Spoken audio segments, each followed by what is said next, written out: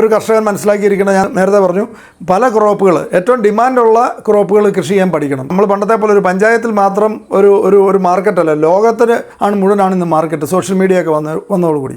അപ്പോൾ അതുകൊണ്ട് ഡിമാൻഡുള്ള സാധനം കൃഷി ചെയ്യാൻ പഠിക്കണം. അല്ലാതെ നമുക്കറിയാവുന്ന ഒരു പണിയുണ്ട്, അത് തന്നെ ഇങ്ങനെ ചെയ്തുകൊണ്ടിരിക്കും, ലാഭത്തിലാക്കിക്കോണം എന്ന് പറഞ്ഞുകൊണ്ടിരുന്നിട്ട് എന്തെങ്കിലും കാര്യമുണ്ടോ? കാലത്തിനനുസരിച്ചുള്ള മാറ്റം, ഇപ്പോഴത്തെ ഫ്യൂച്ചറുള്ള ക്രോപ്പ് ഏതാണോ അത് ചെയ്യുക, വിലയുള്ള സാധനങ്ങൾ ചെയ്യാൻ പഠിക്കണം. ക്രോപ്പ് വില കുറഞ്ഞത് ഒരു പ്രാവശ്യം ഒഴിവാക്കണം, വില കൂടിയത് വീണ്ടും പ്ലാൻ ചെയ്യാൻ പഠിക്കണം. മോശമാണെങ്കിൽ ചുവട്ടെ വെട്ടിക്കളയാനുള്ള ഗട്ട്സ് കാണിക്കണം. ഇതൊക്കെ കാണിക്കുന്ന കാര്യം. ഇപ്പം നമ്മൾ ഇസ്രായേലിനെ കുറിച്ചൊക്കെ പറയുമ്പോഴത്തേന് അവരൊക്കെ 15 വർഷം ഒരു കൃഷി ചെയ്യുള്ളൂ, ചുവട്ടെ വെട്ടുവാണ്. നല്ല ഉൽപ്പാദനം ഉണ്ടായിക്കൊണ്ടിരിക്കുന്ന സാധനത്തിന് ചുവട്ടെ വെട്ടിയിട്ട് അതിൻ്റെ പീക്ക് പ്രൊഡക്ഷനുള്ള സമയത്ത് മാത്രമേ അവരെടുക്കുകയുള്ളൂ. അത് കഴിഞ്ഞ് വെട്ടിപ്പറിച്ച് കളഞ്ഞിട്ട് അടുത്ത പ്ലാന്റ് ചെയ്യും. ആ ഗട്ട്സ് കാണിക്കാനുള്ള കൃഷിക്കാരനൊരു ബിസിനസ് പോലെ കാണണമെന്ന് ഞാൻ പറഞ്ഞതിൻ്റെ കാരണം അതാണ്. മോശമാണെങ്കിൽ ഒഴിവാക്കണം, അതിനകത്ത് വേറെ ആലോചിച്ച് നിന്നിട്ട് കാര്യമില്ല. അപ്പം പുതിയത് ആഡ് ചെയ്യുകയും മോശമുള്ളതിനെ ഡിമാൻഡ് കുറഞ്ഞതിനെ മാറ്റുകയും ഒക്കെ ചെയ്യുന്ന ഒരു ബിസിനസ്സുകാരനെ പോലെ നമ്മൾ കൃഷിക്കാരെ ചിന്തിക്കുക എന്നുള്ളതാണ് വേറൊരു കാര്യം.